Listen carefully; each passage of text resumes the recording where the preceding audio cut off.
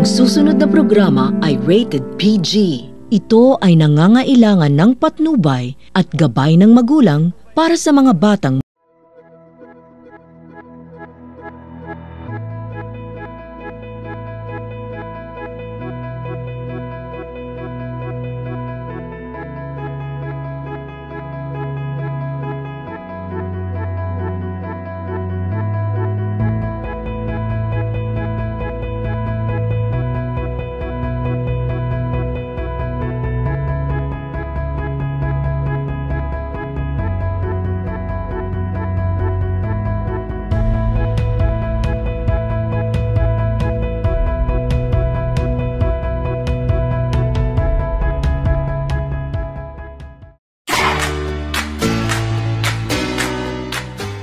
What's up mga ka-K? As in K for Kabataan. Ako ang inyong ka-K, Earl Sotoya. At ako naman yung kay Ray Sala. Ito ang show kung saan ang mga issues, stories at iba pang ganap ng kabataan ay ating pag-uusapan. Ito ang U-Talks! Ayan. So, siguro balikan muna natin yung yung last episode natin about sa Pride Month. Ayan, ano ba ang tatandaan mo at natutunan mo doon? Siguro one of the memorable moment na pinag-usapan natin last time is yung mga mga icons na nire-represent ang flag ng LGBTQIA. Yan sila Vice Ganda, si Sasa, and si Matilda. And for me, kaya sila yung napili natin kasi syempre, nag-sim tayo ng isa dun di ba?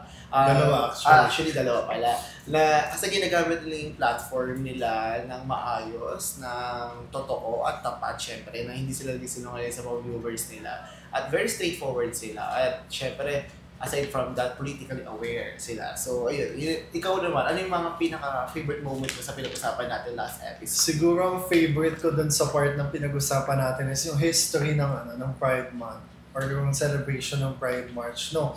So, nakita natin doon kung gaano nga ba nag-improve at lumaki yung mga tao na nagse-celebrate ng Pride Month. At especially, nakikita natin, napag-usapan din natin yung about sa Quezon City na siya naman talagang nagbigay daan para makilala ang Pride Month dito sa bansa natin. And yan, mas ma-celebrate pa siya lalo. At yun, nakakatuwa lang din na nakikita natin na mas malaki, mas bongga na ang celebration ng Pride Month ngayong taon. Oo, at dahil dun sa Quezon City, madaming, kumbaga, bumukas ang mga mata at lumawak ang pag-iintindi especially sa LGBTQIA kasi hindi naman lahat ay knowledgeable enough for that information. So, yun, happy for them and happy for us, especially na at least madami na sa panahon ngayon tumatanggap sa LGBTQIA community. And sana magpatuloy at may paglaban ang karapatan, lalo na ang SOGI bill na hanggang ngayon ay gumugulong sa Kongreso. So, I hope sana maging maayos ang future ng LGBTQIA community. And syempre, ano nga ba pag-uusapan natin ngayon? So yan, siguro this is connected with the celebration of Pride Month. Siyempre, kailangan din natin pangalagaan ang ating mga sarili. So, ang topic po natin ngayon is about sa HIV awareness, no? Or known as Human Immunodeficiency Virus. So, alam naman natin na HIV ay talaga namang laganap ngayong mga panahon na ito.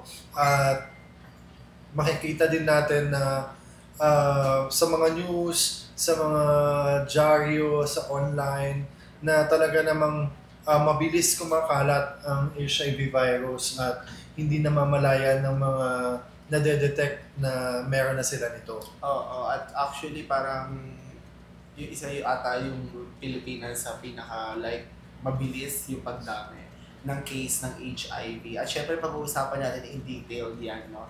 And syempre lahat na sabihin natin we are not medical professional. So, lahat po ng sasabihin namin ay opinion namin at it doesn't affect the Royal Cable, My TV6, or any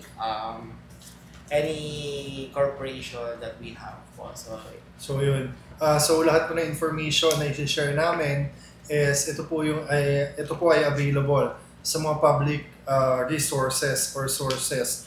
At syempre, yung aming mga opinions and general research is yung mga pag-uusapan po namin is about lang dito sa aming na-research, sa aming personal opinions. At syempre, our views and opinions are not necessarily reflect the official stance of the podcast, its production team, or our affiliated network. So yan, yung amin pong disclaimer no, sa simula pa lang, baka po magkaroon tayo ng mga pag-uusap na medyo technical yes. and sensitive, at ngayon pa lang po humingi na kami ng pagmanhid. Yes, but we make sure naman na nag-research kami. At nag-aral po kami talaga. Yes, and credits to our researcher, Mr. Don Gili Popo, one of our OGT right now from Laguna University. Yan. So siguro let's start, Earl, ng discussion natin about statistics or the trends na ngayon. No? According to HIV.gov, na may 39.9 million daw na tao across the globe na may HIV in 2023. And 38.6 million doon ay mga adults na 15 years old pataas. And 1.4 million naman ay children na may 15 years old below. At 53% naman ay babae, women and girls. Yes. So alam mo partner, no, isipin natin 39.9 million na yung may HIV noong 2023, ano pa ngayong taong 2025. At syempre, mas bumilis yung transmission. Yan, siguro yun yung naging norms kung bakit tumataas yung cases ng HIV sa buong mundo, hindi lamang sa Pilipinas. At yun, makikita din natin dito sa data na nakuha natin is mas madami yung 15 years old and above. So, ibig sabihin, parang medyo taliwas sa nangyayari sa Pilipinas na mas malaki ang percentage na nagkakaroon ng mga bata. Oo, parang may nabasa nga ako na sa Pilipinas ay most of the HIV case ay from kabataan. Children. If I'm not mistaken po. Ayun, ay parang, sa isa sa mga nabasa ko lang, since parang very rampant siya, na, especially this month, na parang sunod-sunod yung mga balita mula sa iba't ibang network na ilang percentage like tumaas, and yung mga cases, kung sino-sino, ayan, makikita natin yan yung mga online. Kaya if like interested kayo, you can use or maximize the use of internet para at least malaman natin in full detail. Yan, syempre, yun, kung gusto nyo pong malaman yung aming mga sinasabi, yun, pwede nyo po itong i-search, para malaman natin kung ilan na ba talaga yung numbers, yung estimated numbers ng mga HIV cases. And syempre, according to Department of Health, ang Pilipinas daw po ang may fastest growing number of HIV cases sa Asia Pacific region. No? So every day this year ay merong at least 57 Filipinos na napag-aalaman na they have HIV. At syempre, yung mga new HIV cases went up by 550%. So from 4,400 in 2010 to 29,600 in 2024, ngayon ay around 252,800 Filipinos na ang estimated na naninirahan with HIV ngayong 2025. Yun, syempre medyo nakakalungkot, partner, knowing na parang 550% ganun kalaki ang tinaas ng HIV case sa ating bansa. At parang nag-start to 2010, tapos bilang 2024 or 14 years kumbaga, parang sobrang laki kung ng gap from 4,400 to 29,600. Grabe, sobrang laki. Kaya important na at least ngayon na pagdi-discuss natin sa mga viewers to it will serve as an avenue for them na malaman yung details about HIV And ano ba dapat yung mga gamot or dapat gawin para maiwasan. And itong statistics na to ay makita nyo rin po online, so you can search it, and via online lang po makikita po natin yan. Ayan.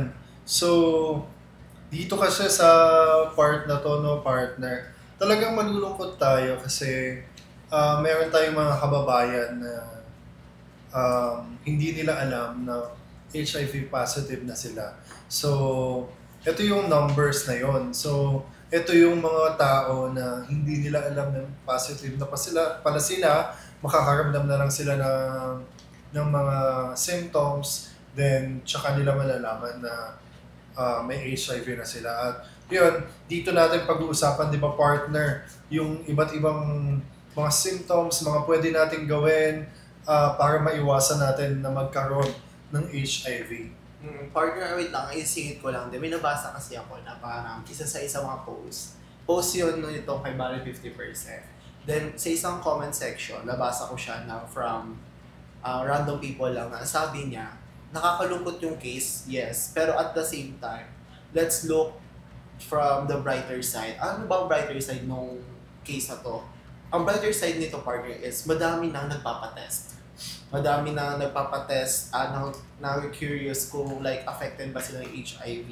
And feeling ko like effective yung ginagawa nating like ganito. And syempre sa ibang mga influencers na nag-upload ng information na hikayatin ang publiko na magpa-HIV test. Lalo na't libre lang naman to partner, di ba? Wala naman silang bayabayaran. At pwede sila magpa-test sa mga kanilang mga barangay na nag-serve ng internet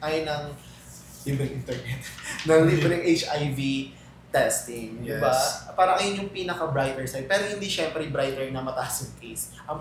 Yung brighter side lang doon is madaming nang malakas ang loob na magpa-HIV test. Yes, tsaka bukod doon sa mataas ng mga numbers ng nagpapatest is malaki din yung chance na ma-encourage natin sila na mag-practice ng safe sex. Ibig sabihin, yung parang maiwasan ng bawat isa yung pagkakaroon ng HIV. So bago natin like further explanation, partner, ano nga ba ang HIV? Ang HIV ay stands for Human Immunodeficiency Virus. It's a virus that attacks the immune system, specifically the CD4 cells. So yun, yung HIV kasi kadalasan, di ba, iniisip ng mga tao ay parang pag nagkaroon ka nito, ay ganito ka, ganyan ka. So ito po ay sa ngayon meron ng mga gamot na nagko-control dito sa virus na ito at hindi po palaging ganoon dapat ang ating response kapag nakakakilala tayo, nakakakita tayo, or hindi man natin kilala is malaman natin na mayroong HIV positive is ganun na agad yung response natin. Hindi po. So, dapat lalo natin silang sinusuportahan kasi alam niyo po mahirap ang kalagayan ng isang HIV positive kasi hindi madali dahil may stress ka, kung ano-ano papasok sa isip mo, matatakot ka, at syempre kapag dumagdag pa ang bullying, ang online harassment, syempre, iba na din yon, makaka-apekto talaga yun sa mental health. Oo, partner. And aside from that, no, yung tigil natin respond na like, if may HIV ka, may AIDS ka daw. So, let's clarify na different ang HIV at ang AIDS. Partner, ano ba pinagkaiba ng HIV at AIDS? So, yan. Yung HIV is the virus. And yung AIDS ay ang ibig sabihin ay Acquired Immunodeficiency Syndrome. So, ang AIDS po ay ang advanced stage when the immune system is severely weakened. So, yung AIDS po kasi, yun yung yung malalang part ng pagkakaroon ng virus, which is yung napabayaan, hindi nagpunta sa kinauukulan, hindi humingi ng tulong, hindi uminom ng gamot. So, ito po yung nagiging kalalabasan kapag naging pabaya tayo when it comes to kapag HIV positive ang isang tao.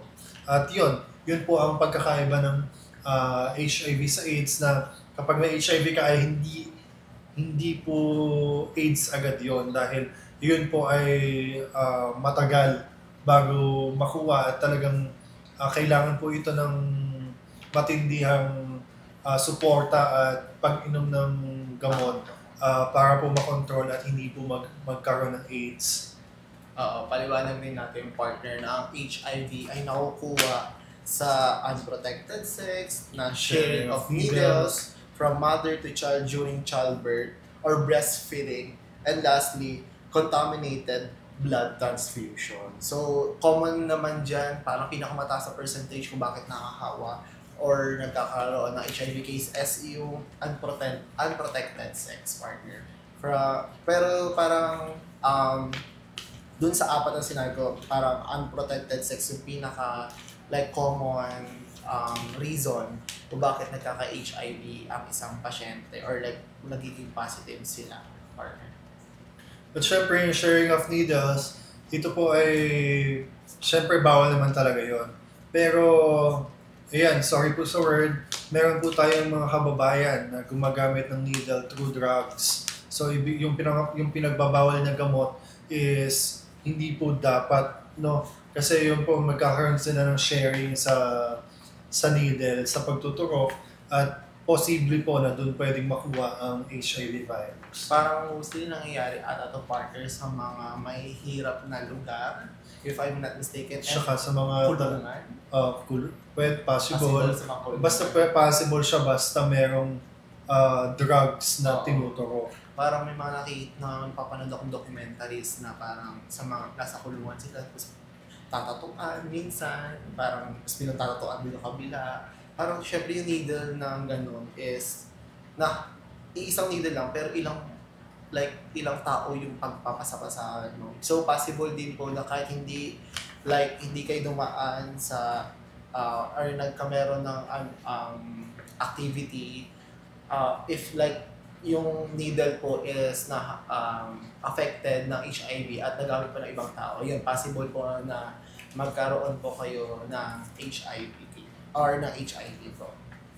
And next po is yung mother to child during childbirth or yung breastfeeding. Ito, parang ang alam ko dito partner is if yung mother is may HIV, parang once na automatic na nanganak siya, may HIV na rin yung anak niya. Tama ba? Hindi partner. So ganito yun. So para sa hindi porket positive ang nanay, pagpanganak ay positive na din ang anak. Merong instances na positive ang nanay, negative ang pinanganak niya. So, yun yung, merong mga ganong cases na swerte. At syempre, kasi syempre kapag pinanganak ka ng nanay mo, dugo sa dugo yun eh. So, ibig sabihin, nandun ka sa loob ng katawan niya at malaki yung possibility na maawa ka talaga. And syempre, yung breastfeeding, eto, di ako sure kung paano yung style ng transmission kasi through milk, di ba? Pero yung partner na mapanood ko yun sa mga mga commercials sa mga TV na isa rin to yung narinig ko na breastfeeding is one of the activity na pwedeng ka makapagpasa ng HIV. And yun lang hindi ko rin alam partner kung paano. Feeling ko, syempre, nasa loob siya ng katawan ng isang HIV patient. So, possible talaga na if ma-take to ng bata, yung breast milk ng nanay, ay possible nga na makakakuha yung bata ng HIV. Yeah, and lastly po is yung true contaminated blood transfusions. So, this is very not very common. Ibig sabihin kasi, syempre, kapag magba-blood transfusion tayo, ay chine-check po yan ng mga kumukuha sa atin ng dugo, and lahat ng posibleng sakit ay i-check yan bago ilipat sa isang pasyente. Ito po yung very uncommon na pero syempre mayroong mga instances na talaga namang posible pa rin siya, at syempre posible na dito sa Pilipinas hindi siya madalas posibleng maganap, pero posible na sa ibang bansa. Kasi dito sa atin, syempre, meron tayong mga institusyon na nangangalaga sa mga dugo at sinisiguro nila na talagang safe yung dugo na isasali nila sa isang pasyente. Oo, partner. Kaya mahalagang magpa-test.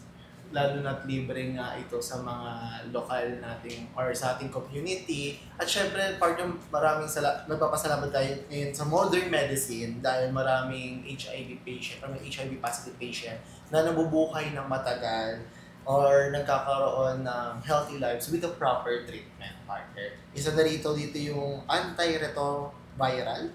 Tama ba? Antiretroviral drug or therapy. So ito yung tawag nun.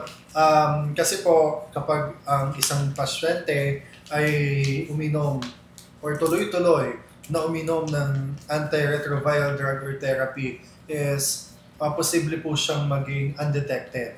So ibig sabihin, meron tayong mga HIV positive na undetected na. Pag nagpa-test sila, automatic wala nang lalabas na positive. So ibig sabihin, negative na. Pero they are still considered as positive ang alam ko. Pero tuloy-tuloy dapat ang gamutan para para hindi lumala, para magtuloy-tuloy na undetected.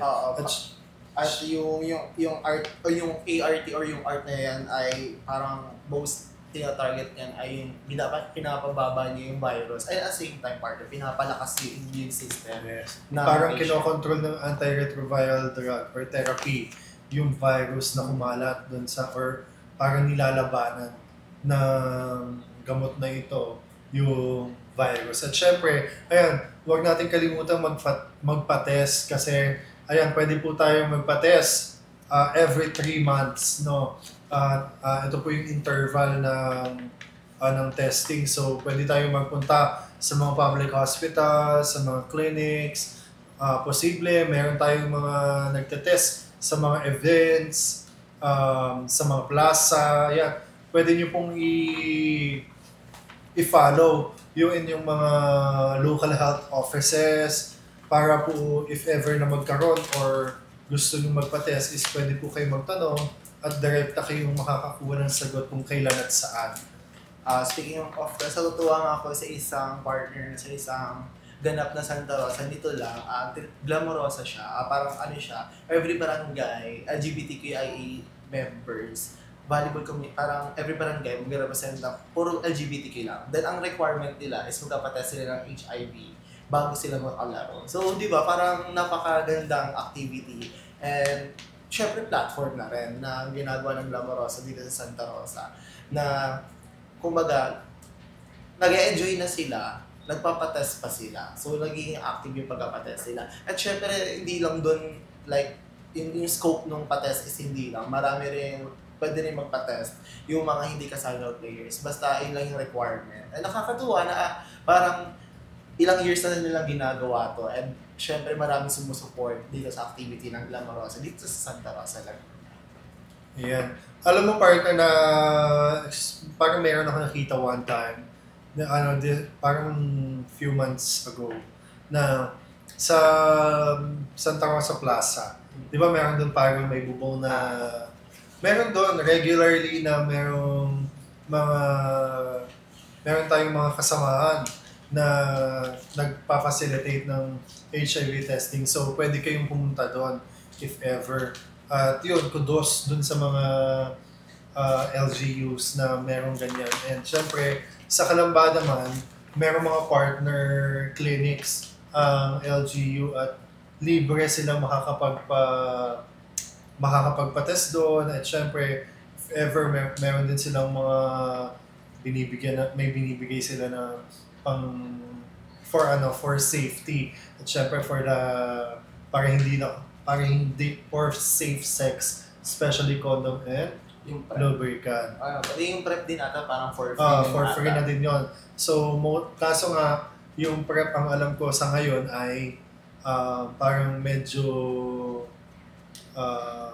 syempre medyo mabilis siya maubos at parang minsan maghihintay ka ng stocks bago ka makakuha. At this partner, ngayon nalalaman natin na very active and supporting yung mga lungsod dito sa atin, no? And sana maipalaganap din siya sa iba't ibang lugar sa Pilipinas para at least mahikayat yung iba. And syempre, masuportahan din natin yung mga LGBTQIA, at hindi lang syempre LGBTQIA, open for all po ang HIV testing, even babae ka or lalaki ka, I'm part of the LGBTQIA community.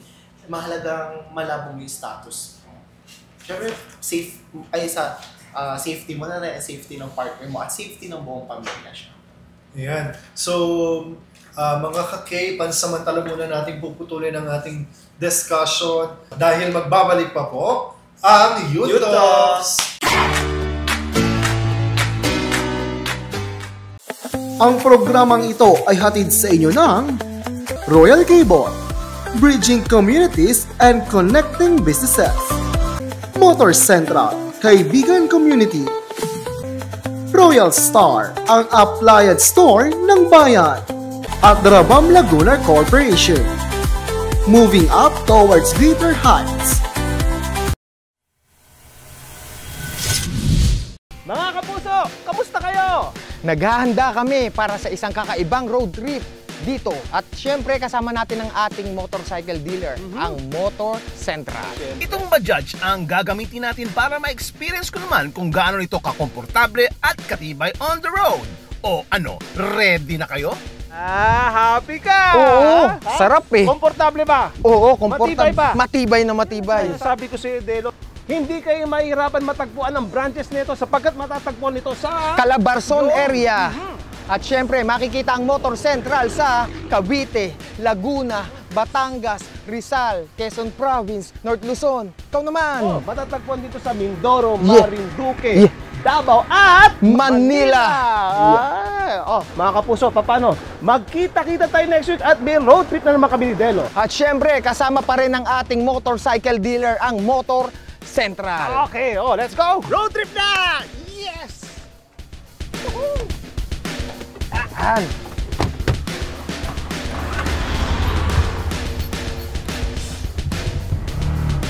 Sugod!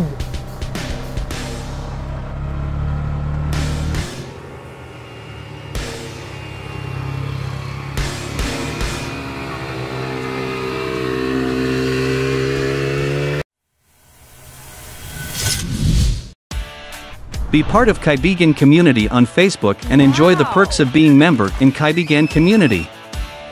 Join exclusive product launch activity. Express your opinion. Join special promotions. Here's quick recap of Kaibigan Community events.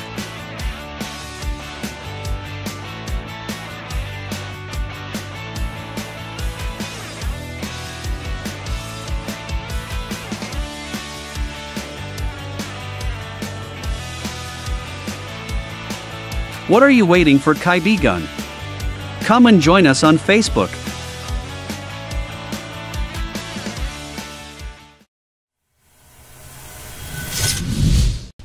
Ano, Delo? Gusto mo magpagalingan tayo eh. Oo, yun lang. Alam mo ba kung ano mga features itong Bajaj? Oo naman. Ano? Meron tong handbrake. Meron tong hydraulic tandem brake. Saka may reverse pa. Parang kotse, saka yung mga ibang four wheels na sasakyan. Oh, ha? Ikaw naman, yun lang ba maiyayabang mo? Alam mo ba itong Bajaj? Ay, may... Pang-lima ang tao to. May seatbelt, may wiper, may headlight, at may taillight. Kumpleto! Teka. Sino ka ba? Oo nga. Ba't nandito to? Kaya kung nakabili na ito, yan ang ginagawa niyo dito. Pasensya na po. Paano ba? Opo, makita-kita tayo next week ha. Boss, pasensya na. Oo, Ayan na. Sakay ka kasi nasakay.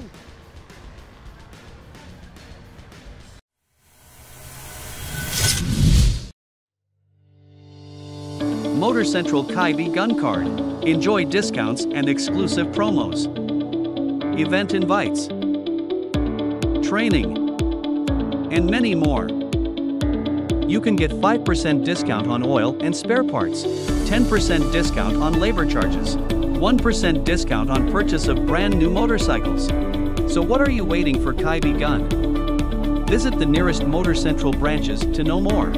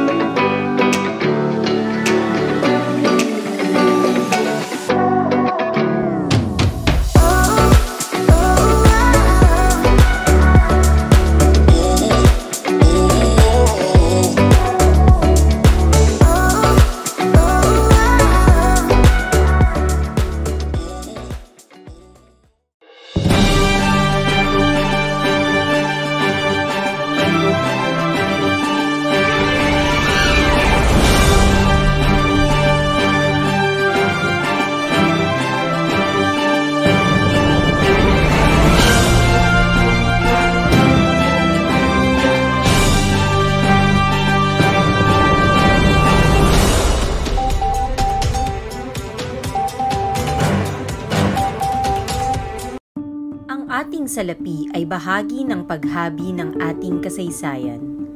Nasa hibla nito ang kultura at likas na yaman ng ating bayan. Sa paglipas ng panahon, nagbabago ang disenyo ng ating salapi na sumasalamin sa mahahalagang tagpo at makabuluhang kwento ng mga Pilipino. Patuloy ring pinaghuhusay ang mga katangian at security features ng ating salapi gamit ang makabagong teknolohiya. Ngayong 2020, layon ng Bangko Sentral ng Pilipinas na mas mapahusay ang seguridad ng ating salapi at maging mas madali ang paggamit nito ng mga Pilipino. Tampok ang Enhanced New Generation Currency Banknote Series. Ang mga bagong security threads ay may disenyo na hango sa mga katutubong habi mula sa iba't ibang panig ng bansa. Ang mga enhanced security threads na ito ay may dynamic movements at color shifting feature na makatutulong sa pagkilatis ng bawat denominasyon. Nagtataglay din ang mga ito ng salit-salit na imprenta ng BSP at halaga ng denominasyon. Para sa 1,000 piso, ang nakaimprentang denominasyon ay nagbabago ng kulay mula berde papuntang magenta kapag tiningnan sa iba't ibang anggulo. Para naman sa 500 piso, ang markang hango sa watawat ng Pilipinas ay nagbabago ng kulay mula ginto papuntang berde. Ang mga nakaalsang marka na ito ay nagsisilbing gabay para sa mga may malalabo o mahinang paningin. Nagbabago ang dami ng marka sa bawat denominasyon. 2 guhit sa 50 piso, 4 na guhit sa 100 piso, 6 na guhit sa 200 piso, 8 guhit sa 500 piso, at 10 guhit sa 1,000 piso. Para sa 1,000 piso at 500 piso, ang mga nakaimprentang denominasyon sa kaliwang sulok ng salapi ay may rolling bar effect kapag itinagilid. Upang matukoy na genuine ang hawak na salapi, gawin lamang ang feel, look, tilt method. Salatin, tignan, at itagilid ang hawak na salapi upang masuri ang iba't ibang security features nito.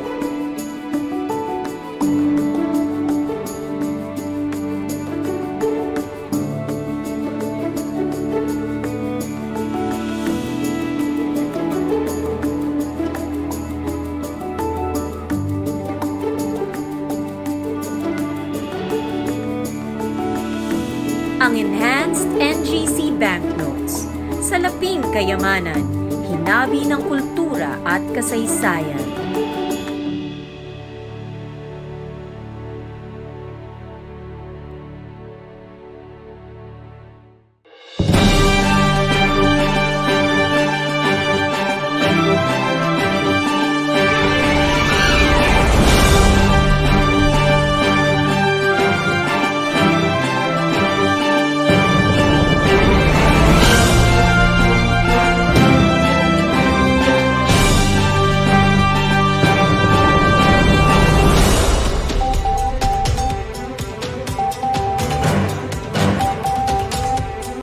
Ang programang ito ay hatid sa inyo ng Royal Cable, Bridging Communities and Connecting Businesses, Motor Central, Kaibigan Community, Royal Star, ang appliance store ng bayan, at Rabam Laguna Corporation.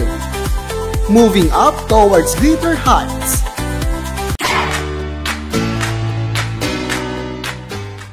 At nagbabalik po ang U-Talks! Yan, syempre, pagpapatuloy na po natin ang usapan natin tungkol sa Human Immunodeficiency Virus or tinatawag natin HIV na very rampant ngayong tao, or ngayong panahon rather. Yes, partner? So yan, mga kaki, pag-usapan natin yung mga symptoms at syempre yung common misconceptions na nararanasan ng isang HIV positive. HIV positive. No, una, yung early signs po ng HIV ay which can include flu-like symptoms such as fevers, fever, chills, rash, muscle aches, and swollen lymph nodes. Pero, disclaimer po, hindi porket meron kayong lahat nito ay HIV positive na kayo. No? Kailangan nyo pa rin pong magpa-test. Pero isa po ito sa posibleng sintomas na positive ka sa HIV. At yun, posible kapag nakaranas tayo nito is mas maging alerto tayo, magpa-test agad tayo para malaman natin yung ating status. Tulad nga na sinabi mo, hindi porket nakakaranas ka ng mga sinabi mong symptoms is meron ka ng HIV. At yung iba doon, partner, parang it takes 10 years, parang up to 10 years and more yung pinakamatagal niya bago lumabas yung symptoms ng HIV. And partner, kaya parang hinihikayat natin ang mga kapwa natin na mga kabataan, most especially kabataan, na magpa-test para malaman natin yung status natin. At hindi naman siya like, dapat parang nino-normalize natin yung pag-test or pag-kuha na status ng HIV kasi ano na to parang like nakakatakot na sa panahon ngayon, lalo na mataas ang case ng Pilipinas pagdating sa HIV. Ayan, at yan ang dahilan kung bakit mahalaga ang pagkakaroon ng regular testing, no? Para makita natin, malaman natin kung ano ba talaga yung status natin. And syempre, ito yung mga misconceptions na kadalasan nating naririnig na hindi po totoo na magkakaroon ka ng HIV or matatransmit ang HIV through hugging, kissing, sharing utensils, no, or using the same bathroom. Ibig sabihin, ito po ay hindi ka po mahahawa, no, hindi mahahawa ang isang tao ng HIV sa pamamagitan ng pagyakap, paghalik, pag-share ng utensils at paggamit ng same bathroom. Oo, kaya iba sila sabi kahit magbukbang pa kayong dalawa dyan, hindi ka mahahawa kasi hindi naman siya saliva na hawa.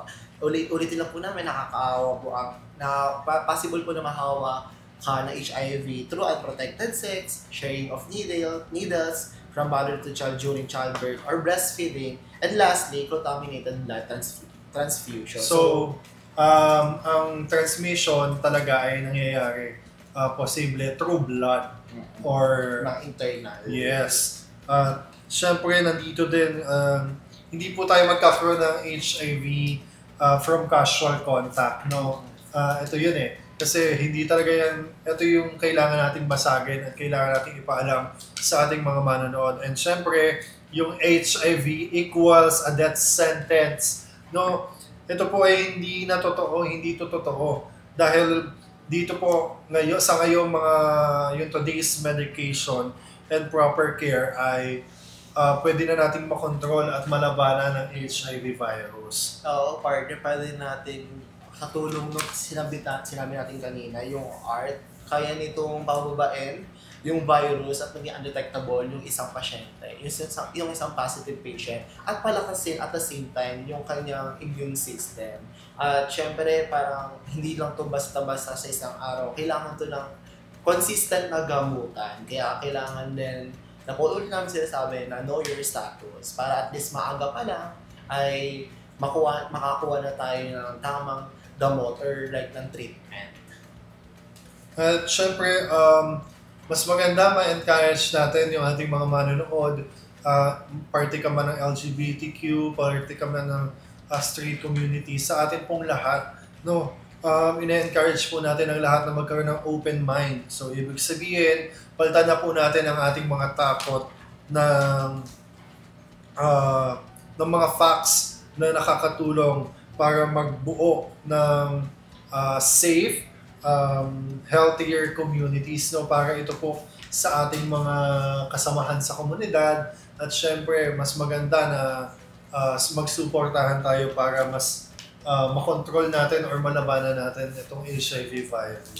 Speaking of space, para makontrol natin yung HIV virus, pag-uusapan natin different ways to prevent HIV transmission. Number 1 dyan, using condom consistently and correctly. Sa panahon ngayon, partner, parang may mga nakikita na ako online na seminars kung paano gumamit ng condom. At syempre, hindi na dapat natin ito pinagtatawanan. Lalo sa panahon ngayon na parang ginagawa dun na parang yung iba doon ngayon, nasa isip nga parang hinihikayat mo yung kabataan na nagawin. No po, hindi po yung gano'n. Ang hinihikayat po natin yung kabataan, binibigyan po natin ng knowledge yung kabataan kung paano po gamitin ng tama ang condom. Kasi po yung condom po ang katangi-tanging material na kayang mag-prevent dito sa sinasabi natin or dito sa pinag-uusapan natin, which is yung HIV. Kaya kailangan natin malaman kung paano ito gamitin.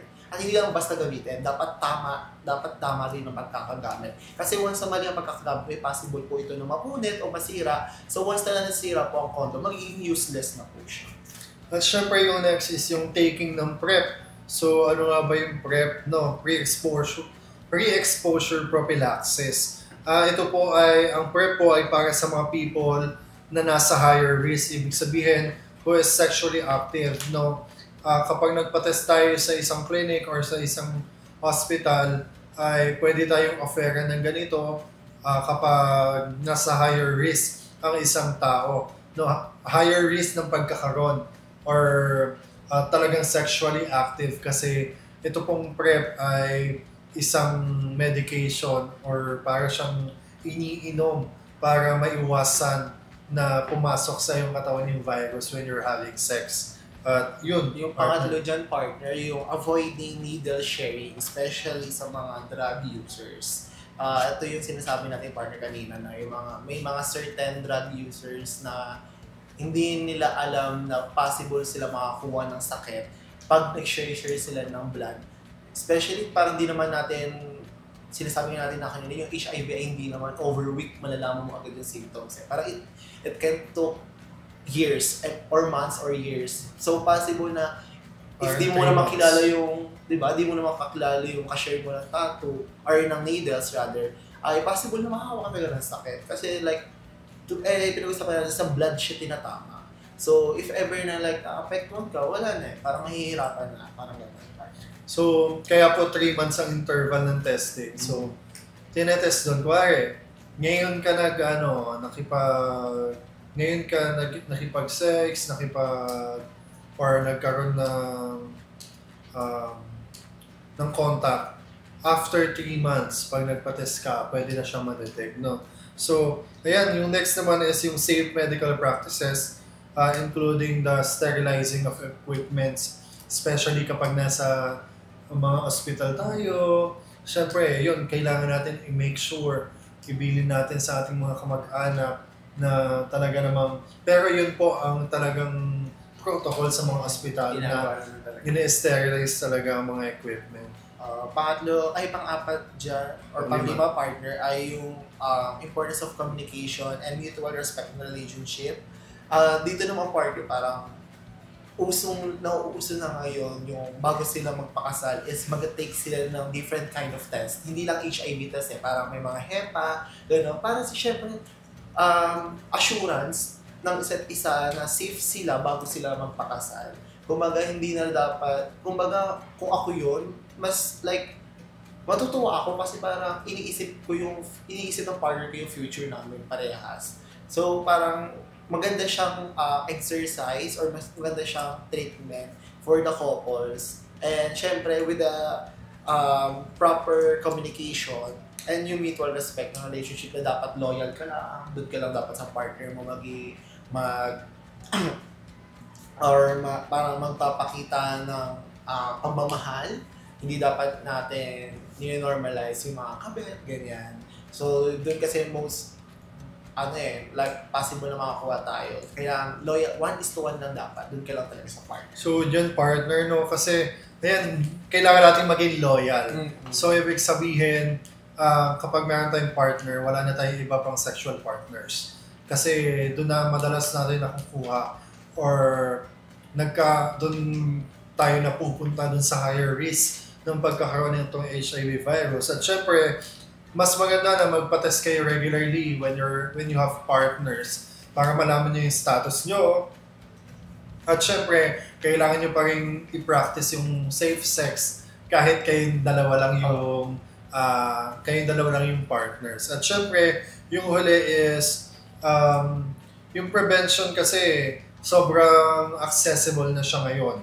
At talagang compared doon sa mga nakaraang taon, mas mataas na yung mga numbers ng mga facilities, offices, clinics na nagkakandak ng testing at syempre yung pamamahagi ng mga condoms and yung mga PrEP para maiwasan ng mga tao yung pagkakaroon or yung pagpunta ng mga tao sa higher risk ng pagkakaroon ng HIV. At syempre, we're encouraging our listeners, our viewers na to take advantage of the available resources. Ibig sabihin, huwag tayong mahiya na gamitin yung available resources natin para magamit natin itong mga resources na ito para maiwasan, malabanan natin yung HIV cases. Kasi syempre, mas maganda na ma-end natin ito at mas maganda din na talagang magtulong-tulong tayo para mawakasan natin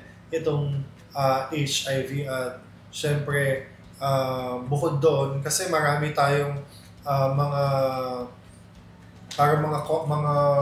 nararanasan kahit hindi naman talaga alam na kung ano ang status mo, meron ng mga taong manghuhusga sa iyo, especially when they're looking at your gender. At yun, sana mawakasan din natin yun kasi very very makaluma na siya. At ngayon kasi puso na ang tulungan, puso na ang suportahan, at bawal na din or talaga namang pag namulat na hindi na muling pipikit.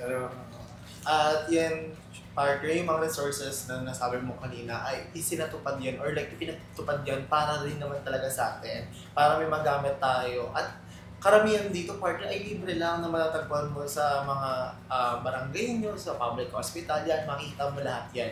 And syempre, partner, parang like, mag-i-start kasi yung pagpapatest ng isang tao with like, strong yung foundation niya eh. Like, if madami nag-support sa kanya, na hindi siya gina-judge, na magpapatest ka, and ayun yung dapat yung normalize natin, yung magpapatest na, so din sinabi mo na, every 3 months, especially if sexually active ka. Ayan. At yan po yung ating mga preventive measures, no? Sana ma-take note natin yan ng ating mga manonood. At siguro dito tayo sa susunod natin, yung mga testing centers at syempre yung pagbasag natin sa stigma. So, pwede tayo magpa-test or pwede nating matagpuan yung mga taong makakatulong sa atin sa mga local health units, sa public hospitals, community centers, or even mobile testing events. Ito po yung nabanggit natin kanina, no? Kasi hindi lang sa mga local health units, sa mga hospital or sa mga centers nagkakaroon. So, meron din to sa mga events, especially when the event is about sa Pride. Makikita natin talagang meron mga mobile testing mobile testing sa mga events, at i-take advantage natin yun dahil mas malapit na siya. Hindi po siya masyadong matagal. 15 to 20 minutes ng time nyo ay makakapagpatest na kayo at malalaman nyo na yung status. Speaking of that, partner, na pagpapacheck, ay after nyo magpa-check, partner, ina-assure nila na confidential yung magiging result, positive man or negative. So, if like nahiya kayo magpa-test kasi baka kumalat yung result, no, it's confidential po. At protocol po yun ng Department of Health na hindi po nila like ipapakalat yung result. So, between you and yung medical professional lang po yung makakaalam ng result nyo. Tapos, partner, ito yung sinabi mo, parang nabilis lang din siya, parang 15 to 30 minutes, it depends kung gaano kayo karami nagpapatest. Pero hindi po siya abit ng ilang oras, no, partner? Parang lalabas lang po siya for how many minutes. And it depends, pero syempre, kung gaano kayo karami magpapatest. At syempre, partner, ayan, usually pag nagpapatest tayo, after that, merong counseling from the medical professional na magkakandak sa atin ng HIV test. At yun, para man na din matanong malaman nila, mabigyan tayo ng advice kung paano nga ba natin mas mapaprotektahan yung ating sarili. At syempre, ang pagpapatest po ay hindi dapat ikinakahiya. No? Kasi ano po yan para siyang act of self-love and responsibility. So, ibig sabihin, kapag nagpatest ka, mas malalaman mo yung status kasi at malalaman mo din kung anong pwede mo gawin when it comes to your health kasi nalaman mo kung anong meron sa'yo. At syempre, responsibility mo yon at syempre yung pagpapakita ng or yung pagpunta sa mga testing centers para magpa-test isang act of self-love na magpapakita naman ng pagmamahal mo sa sarili mo. Ano po? And lastly, partner, let's break the stigma na people living with HIV are dirty, immoral, and dangerous. Hindi po. Hindi po sila dirty, hindi po sila immoral, or dangerous. Sila po ay karaniwan din nating tao na ang HIV ngayon ay nagagamot na po. With the help of modern medicine, may mga nakakatulong na po para maging undetectable sila, para po lumakas immune system nila, at syempre, mabuhay sila ng matagal, katulad ng isang karaniwang tao. At syempre, sa ating mga kakino, they deserve the same love, respect, and dignity as everyone else. So, wag na po natin silang masyadong suportahan na lang natin sila. Wag natin silang i-judge. Yes. Kasi yung nakakaranas na or yung meron ng sakit na HIV is masyado na silang nasaktan. Syempre di naman nila ginusto to. So, wag na natin dagdagan yung pressure and yung sakit na nararamdaman na. Instead, let's support them and other person na gusto rin magpa-test na it's free, na pinapakita natin na hindi ito dapat ikatakot, at syempre parang act of self-love and responsibility na rin ito, especially sa partners mo, sa mga future partner mo, at syempre sa future na pamilya mo na make sure na ligtas kayo lahat. At yan partner, dumako na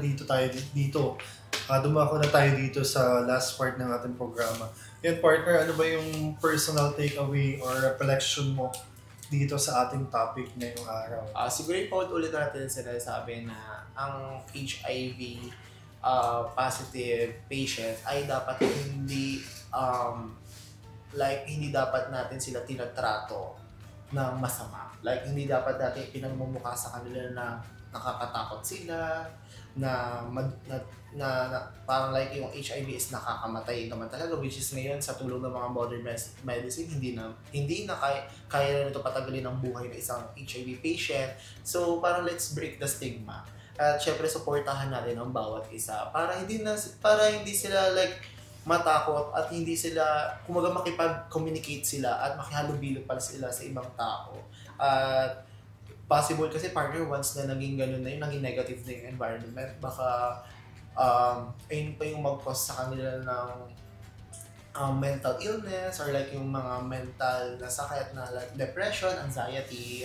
Possible yun partner. Marami na yung nakakaranas ng ngayon. So, instead of giving depression or anxiety to HIV patients, let's keep on supporting them. And wala namang masama, lalo na ngayon very vocal na ang ating community at ang ating country when it comes to HIV. At yan siguro sa akin partner, ang mahalaga na palagi tayong informed, palagi tayong aware sa ating sarili, at syempre huwag tayong mahihiya na manghingi or mag-ask ng tulong, especially when we need it. So dito kasi dapat palagi kang informed kung ano ba nangyayari sa paligid mo, sa iyong mga nakakasama, at syempre kailangan dapat aware ka sa sarili mo kung ano nga ba yung nangyayari sa'yo, may pagbabago ba sa katawan mo, sa pakiramdam mo, at syempre yun, dapat alam natin kung saan tayo lalapit kapag kailangan natin ng tulong when it comes to certain issue about sa health natin. At syempre, huwag tayong mahihiyang humingi ng tulong, lumapit, kasi lalo't lalo alam natin na sila lang yung makakatulong sa atin. At syempre, ayun siguro, wag na talaga natin pahirapan pa ang bawat isa. Talagang magsuportahan tayo kasi yun po ang kailangan ng mga tao na merong HIV. And syempre, mahirap na may pinagdadaanan ka na ay mas pabibigatin pa ito ng mga tao nakapaligid sa'yo. Nakakatuwa din ngayon, partner, na marami ng HIV patient na nagiging advocate na rin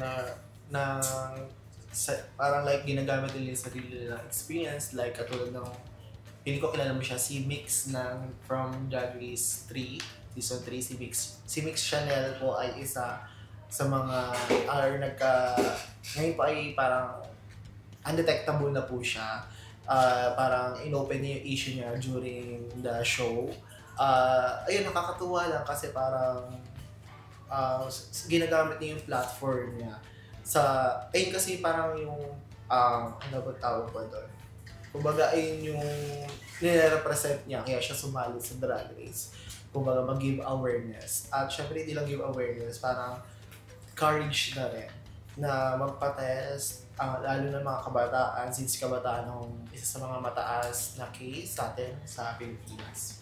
Ayan, partner, siguro kapag lalo nating pinag-usapan openly ang itong HIV or itong virus na ito ay syempre mas makukuha natin yung mundo na mas less yung stigma at syempre mas madami or mas kalat yung compassion. Yung parang wala na bang taong nanghuhusga ng ibang tao at puro pagsuporta, yung pag-iisip ng kung ano ba ang nararamdaman ng isang tao.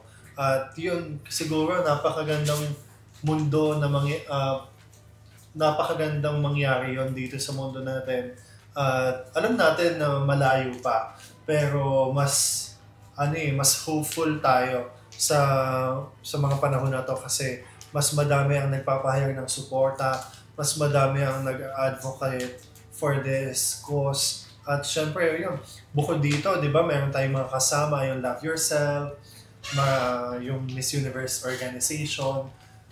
Talaga namang they are supporting the cause at syempre mas natutulungan yung ating mga kababayan din na hindi lang dito sa Pilipinas, also around the world na malaman yung information about HIV at malaman din nila, matulungan yung mga HIV positive na ma-access yung mga resources na kailangan nila para hindi lumala yung virus. And we hope na this discussion really help our viewers to have enough knowledge or information regarding to HIV, and it will serve as awareness sa mga audience natin dyan, sa mga kaki natin dyan, mga kabataan, and syempre sa mga parents natin.